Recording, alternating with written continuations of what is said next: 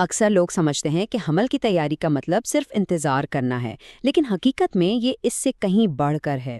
یہ تو ایک صحت مند مستقبل کی تعمیر کا منصوبہ بنانے جیسا ہے، ایک بلو پرنٹ۔ تو آئیے قدم بقدم سمجھتے ہیں کہ یہ منصوبہ کیسے بنایا جائے تاکہ ماں اور آنے والے بچے دونوں کی صحت بہترین رہے۔ آج ہم کیا بات کرنے والے ہیں؟ سب سے پہلے ہم اس مسئلے کو سمجھیں گے جسے پری پریگننسی بلائنڈ اسپاٹ کہتے ہیں۔ پھر دیکھیں گے کہ ایک مضبوط ہیلتھ بلو پرنٹ کیسے بنتا ہے، اس کی طبی بنیاد کیا ہے، کون سی حفاظتی تدابیر ضروری ہیں، اور آخر میں طرز زندگی اور ماحول کی تیاری پر بات کریں گے۔ تو سب سے بڑا چیلنج کیا ہے؟ اصل میں یہ سب ٹائمنگ کا کھیل ہے۔ بچے کی نشوونما کے سب سے نازک مراحل اکثر اس وقت شروع ہو جاتے ہیں جب کسی کو یہ معلوم بھی نہیں ہوتا کہ وہ حاملہ ہیں، اور یہی وہ خلا ہے جس پر آج ہم بات کریں گے۔ اور یہ بات شاید حیران کن ہو کہ دنیا بھر میں ہونے والے تقریباً آدھے حمل یعنی 50% غیر منصوبہ بند ہوتے ہیں۔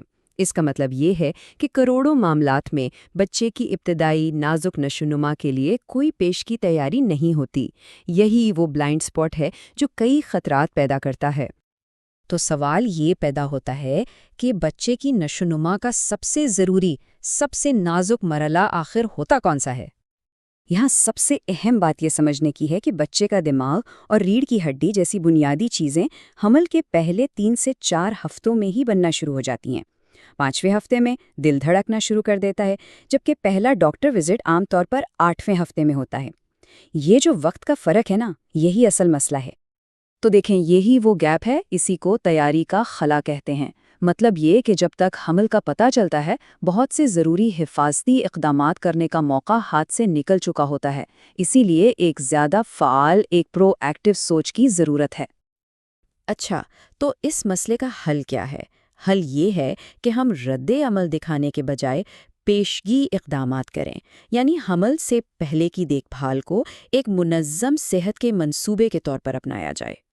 اس منصوبے کو میڈیکل کی زبان میں پری کنسیپشن کیئر یا PCC کہتے ہیں۔ یہ صرف انتظار کرنے کا نام نہیں، بلکہ اس میں صحت کے بارے میں جاننا، ممکنہ خطرات کو سمجھنا اور طبی طور پر خود کو بہترین پوزیشن میں لانا شامل ہے تاکہ ہر چیز ٹھیک رہے۔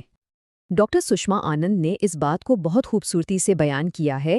یہ صرف ایک ڈاکٹر کا معائنہ نہیں ہے، بلکہ یہ ایک منظم روڈ میپ کی طرح ہے جو لوگوں کو اپنی صحت کا کنٹرول اپنے ہاتھوں میں لینے میں مدد دیتا ہے۔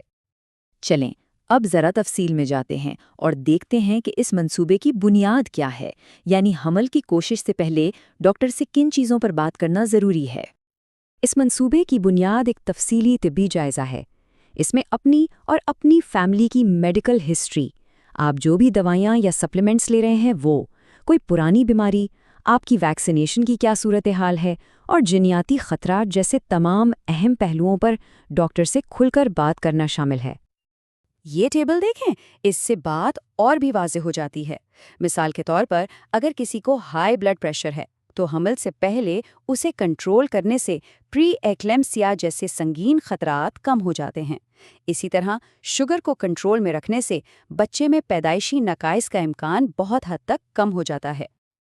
اور ہاں، یہ یاد رکھنا بہت ضروری ہے کہ تمام دوائیوں کا ڈاکٹر سے جائزہ کروایا جائے۔ کچھ دوائیں جو عام حالات میں بالکل محفوظ ہوتی ہیں، وہی حمل کے دوران نقصان دہ ثابت ہو سکتی ہیں۔ اچھا، طبی بنیادوں کے بعد اب بات کرتے ہیں 2 سب سے طاقتور حفاظتی ڈھالوں کی، یعنی فولک ایسڈ اور ویکسینیشن۔ یہ 2 چیزیں بڑی صحت کی پریشانیوں کے خلاف ایک شیلڈ کی طرح کام کرتی ہیں۔ جب بات فولک ایسڈ کی آتی ہے تو اس کی خوراک کا انحصار میڈیکل ہسٹری پر ہوتا ہے۔ زیادہ تر لوگوں کے لیے روزانہ 400 مائکروگرام کافی ہے، لیکن اگر پچھلے حمل میں کوئی پیچیدگی رہی ہو تو ڈاکٹر 10 گنا زیادہ یعنی 4000 مائکروگرام کی خوراک بھی تجویز کر سکتے ہیں۔ یہاں سب سے اہم نقطہ یہ ہے کہ فولک ایسڈ کا اصلی فائدہ تبھی ہوتا ہے جب اسے صحیح وقت پر، یعنی حمل سے کم از کم 1 مہینہ پہلے لینا شروع کیا جائے۔ یہ بچے کے دماغ اور ریڑھ کی ہڈی کے نقائص کو روکنے میں بہت اہم کردار ادا کرتا ہے۔ اب MMR ویکسین کی بات کرتے ہیں۔ اس کا ایک سیدھا سادہ پروٹوکول ہے۔ پہلے ٹیسٹ ہوتا ہے، پھر ضرورت ہو تو ویکسین لگتی ہے۔ لیکن سب سے ضروری نقطہ یہ ہے کہ ویکسین لگوانے کے بعد کم از کم 1 مہینہ انتظار کرنا لازمی ہے۔ چونکہ یہ ایک لائیو ویکسین ہے، اس لیے یہ احتیاط بہت ضروری ہے۔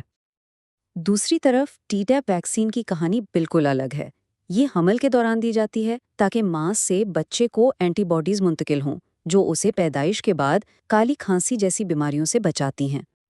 اور اب آتے ہیں اس پورے منصوبے کے آخری لیکن شاید سب سے اہم حصے کی طرف، یعنی روزمرہ کا طرز زندگی اور ماحول، وہ چھوٹی چھوٹی عادتیں جو بہت بڑا فرق پیدا کرتی ہیں۔